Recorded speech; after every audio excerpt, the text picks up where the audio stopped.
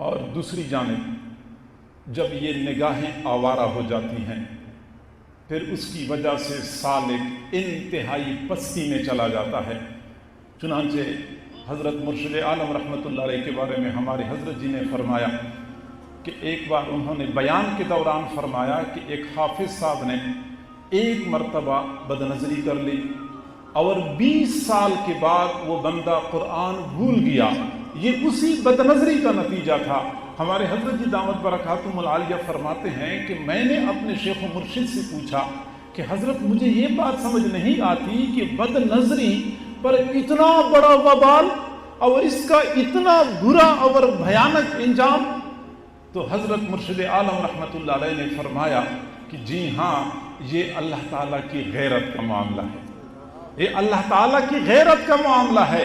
ان اللہ یغار، بخاری شریف کی روایت ہے، اللہ تعالیٰ کو بھی غیرت آتی ہے۔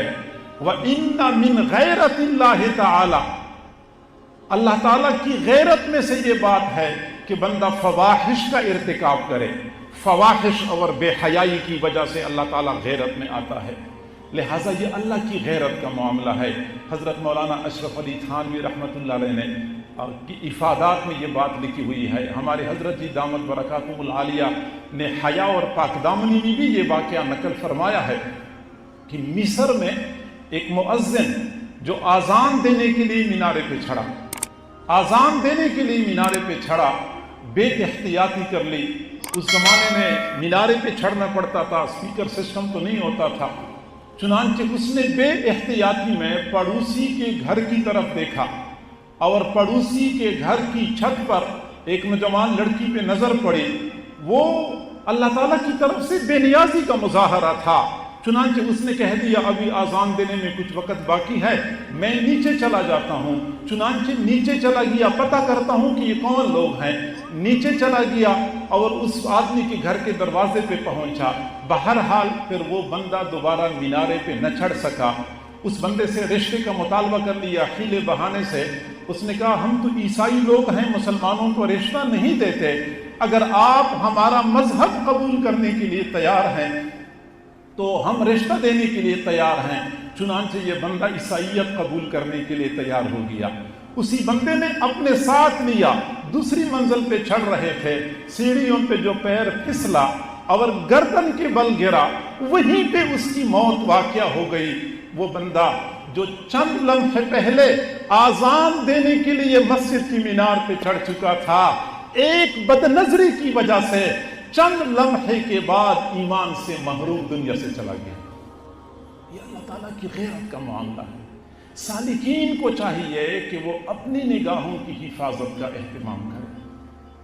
اور معزز سامعین، حضرت شیخ الحدیث مولانا محمد زکریا رحمۃ اللہ علیہ نے حضرت ابو عبداللہ اندلسی رحمۃ اللہ علیہ کا واقعہ جو ذکر فرمایا ہے، اس کے پیچھے اصل میں تو قلبی جذبات اور محرکات تھے، لیکن ظاہری سبب جو بنا تھا وہ بھی بدنظری بن گئی تھی کہ ایک غیر محرم لڑکی پر نظر پڑ گئی تھی۔ پھر حالت یہ بن گئی تھی کہ خود بھی فرمانے لگے میرے پاس اب کچھ بھی نہیں رہا، میرے سارے مریدین اور متوسلین دوسرے مشائخ کے پاس چلے جائیں، میرے شاگرد دوسرے محدثین کے پاس چلے جائیں، اب میں بالکل خالی ہو چکا ہوں۔ یعنی یہ اللہ تعالیٰ کی غیرت کا معاملہ ہے۔ سالکین کو چاہیے کہ اپنی نگاہوں کی حفاظت کریں، نگاہوں کے استعمال میں انتہائی زیادہ احتیاط کرنی چاہیے۔ اور یہ ایک حقیقت ہے کہ نگاہ اور دل کا آپس میں بہت گہرا ربط ہوتا ہے۔ بدنگاہی کا اثر سیدھا دل پہ پڑتا ہے اور اچھی نگاہ یہ بندے کے دل پر اثر انداز ہوتی ہے۔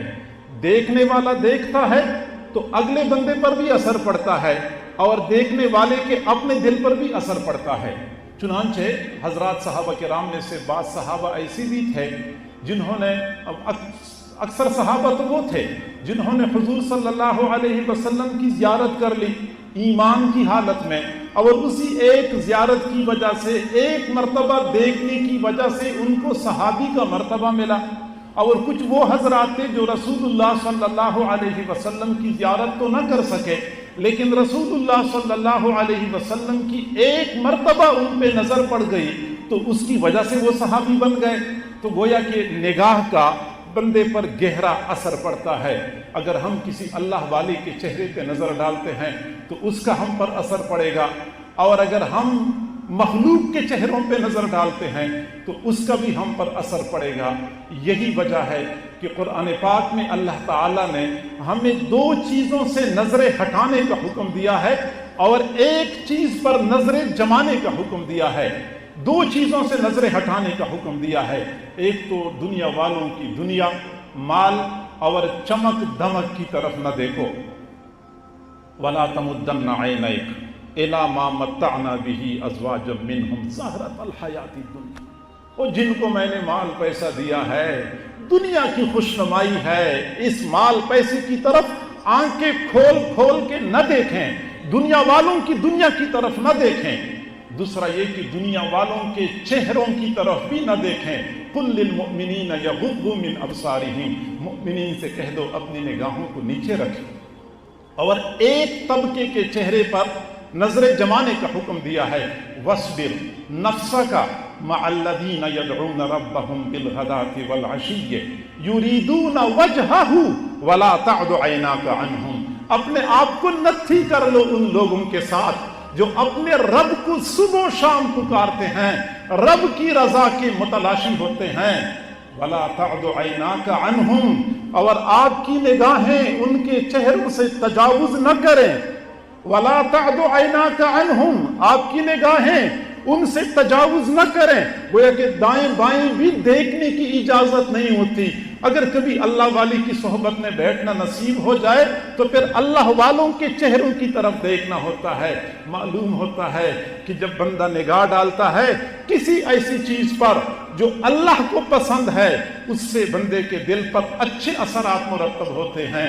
और अगर बंदा निगाह डाले किसी ऐसी तरीक से जो अल्लाह को नापसंद है तो बंदे पर उसके बुरे असरात पड़ते हैं। और अल्लामा अब्दुल्ला कुर्तुबी रहमहुल्लाह ने फरमाया, अल बसर हुवा अकबर बाबिल कल्ब, अल बसर हुवा अकबर बाबिल कल्ब। ये आंखें, ये दिल का सबसे बड़ा दरवाजा है, दिल का सबसे बड़ा दरवाजा है। व बिहस्बी नज़र कथुर सुकूत मिन जिहतिही, और निगाहों की वजह से अक्सर लोग गिर पड़ते हैं। या अल्लामा कुर्तुबी रहमतुल्लाह अलैह फरमाते हैं निगाहों की वजह से अक्सर लोग गिर पड़ते हैं। और अल्लामा इब्नुल जौज़ी रहमतुल्लाह अलैह ने फरमाया कि किसी भी बंदे के दिल के ऊपर अक्सर फसादिल क़ल्बि मिन जिहति नज़र, इंसान के दिल का अक्सर फसाद ही बीनाई की वजह से होता है। मादामा बाबुल ऐन मूसक़न फल क़ल्बु सलीमुम मिन कुल्लि आफ़तिन, जब तक निगाहों का दरवाजा बंद होता है तो दिल बहुत सारी आफात से महफूज और सलामती वाला होता है।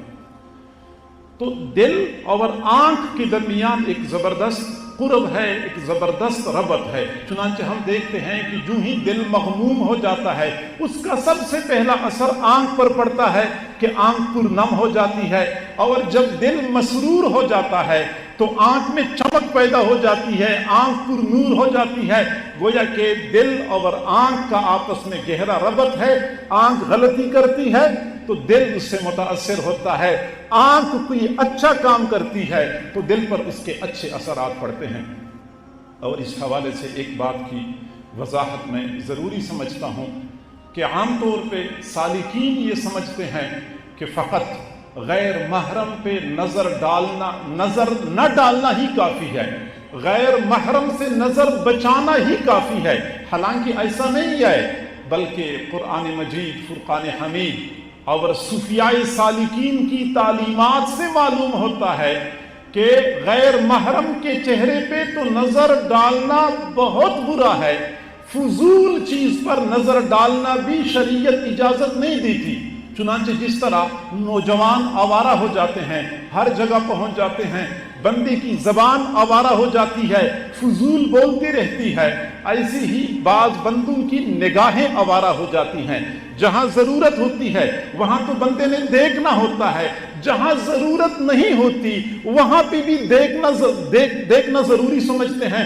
چنانچہ ہم دیکھتے ہیں کہ بندہ سیدھا جا رہا ہوتا ہے، جاتے جاتے دائیں طرف دیکھ رہا ہوتا ہے، بائیں طرف دیکھ رہا ہوتا ہے، یہ نگاہیں آوارہ ہو جاتی ہیں۔ اسے کہتے ہیں صوفیاء کی اصطلاح میں فضول النظر۔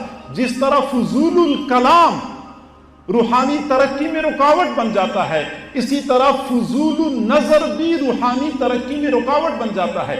اور یہی وجہ ہے کہ اللہ رب العزت نے قرآن پاک میں یہ نہیں فرمایا کہ غیر محرموں کی طرف نہ دیکھو، نہیں، بلکہ یہ فرمایا مطلقاً نگاہوں کو جھکائے رکھیں، نگاہیں جھکائے رکھیں، کیا مانا کہ غیر محرم کی طرف تو نہیں دیکھنا، غیر ضروری امور کی طرف بھی دیکھنا ناپسندیدہ ہے۔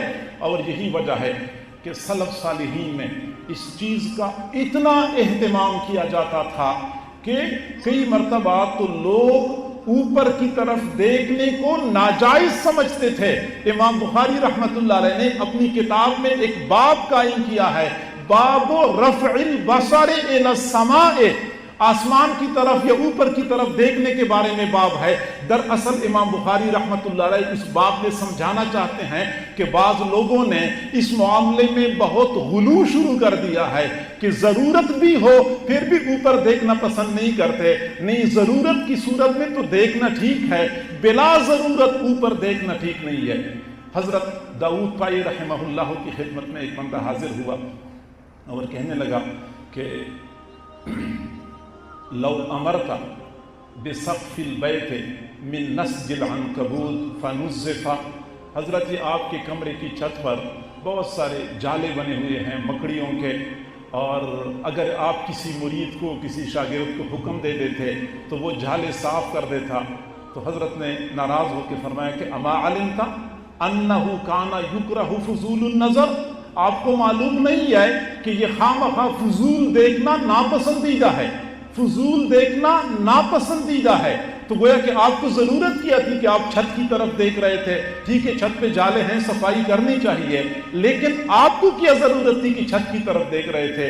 پھر فرمایا نبئت ان مجاہدا کان لہ علیۃ فی دارہ 30 سنۃ فلم یشعر بہا، مجھے تو یہ اطلاع دی گئی ہے کہ امام مجاہد رحمت اللہ علیہ کے اپنے گھر میں ان کا ایک بالا خانہ تھا، 30 سال وہ اسی گھر میں رہے اور انہوں نے ایک مرتبہ بھی بالا خانہ کی طرف نگاہ اٹھا کے نہیں دیکھی۔ غض البصر، نگاہیں نیچے جھکانا۔ اور یہی وجہ ہے کہ شمائل ترمذی میں حضور صلی اللہ علیہ وسلم کی عادت مبارکہ یہی بیان کی گئی ہے، کان النبی صلی اللہ علیہ وسلم خافض الطرف، حضور صلی اللہ علیہ وسلم نیچے نگاہیں جھکا کے رکھنے والے تھے، یہاں تک کہ اپنے ساتھی اپنے صحابہ کی مجلس میں بھی بیٹھے ہوتے تھے تو پھر بھی کوشش یہی ہوتی تھی کہ ضرورت سے ہٹ کے پھر نگاہ آپ نیچے جھکایا کرتے تھے۔